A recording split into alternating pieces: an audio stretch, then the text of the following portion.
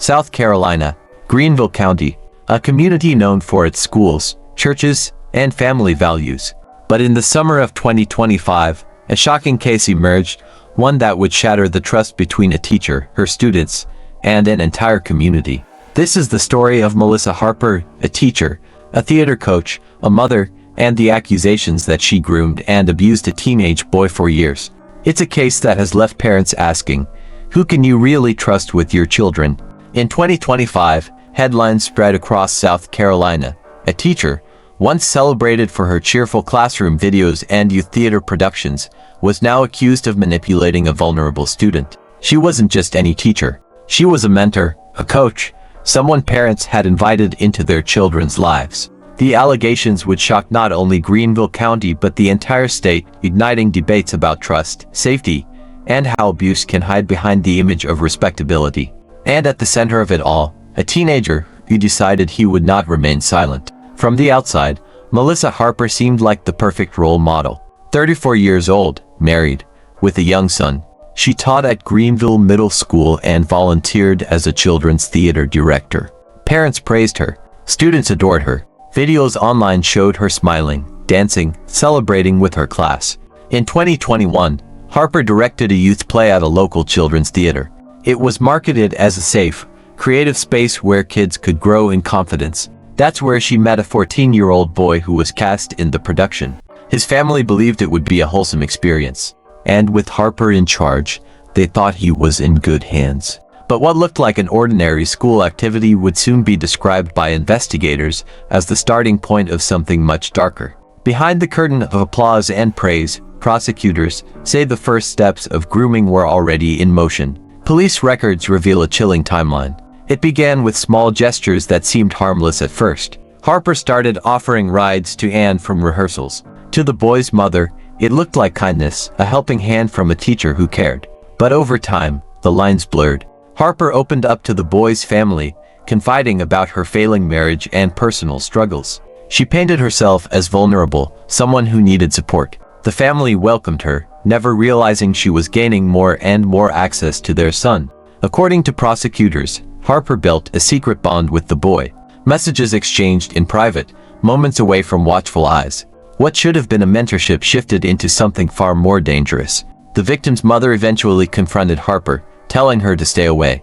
But prosecutors say she didn't stop. Instead, she found new ways to maintain contact. She created new social media accounts under different names, changed handles to avoid being blocked, and even purchased an Xbox so she could continue speaking to him while he played online. One of the most disturbing claims is that Harper's own young son was sometimes present during these encounters. What began as rehearsals and car rides had now spiraled into something investigators later called a deliberate, calculated pattern of grooming and abuse. By May of 2025, the truth could no longer stay hidden. The boy, now older, confided in his family about what had been happening. His words triggered an immediate response from Greenville County investigators, who quickly realized the case extended beyond one jurisdiction.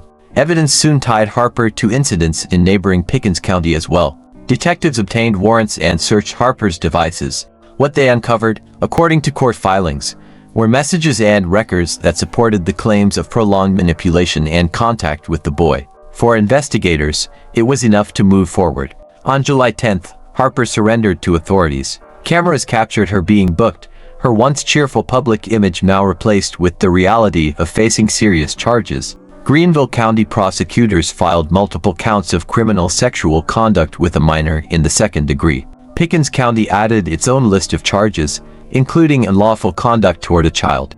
Combined, Harper faced the possibility of decades in prison if convicted. The South Carolina Board of Education acted swiftly, suspending her teaching license. For parents across Greenville, it was a moment of outrage and betrayal.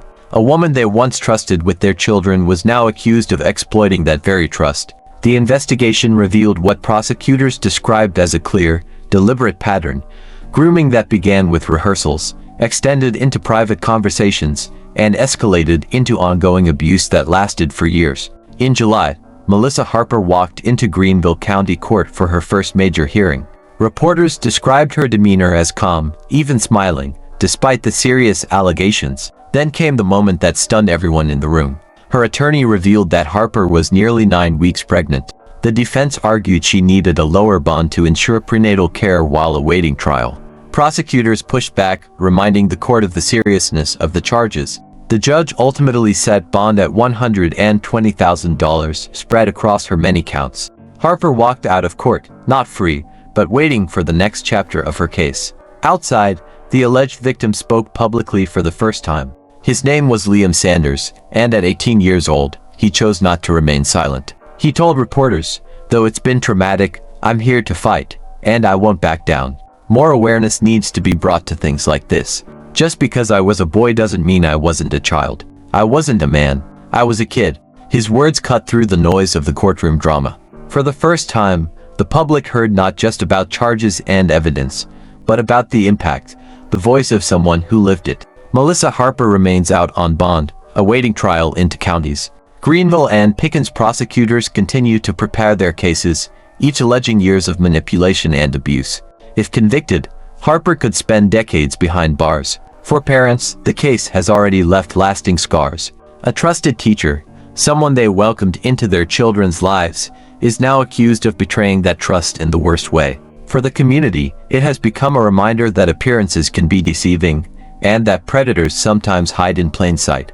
At the center of it all is Liam Sanders, once a quiet teenager, now a young man determined not to stay silent. His decision to speak publicly has forced many to confront the uncomfortable truth that boys can be victims too, and that silence only protects the abuser. The trial ahead will determine Harper's fate, but whatever the outcome, the story has already reshaped the conversation in Greenville County about trust, about vigilance, and about how systems must respond when children come forward.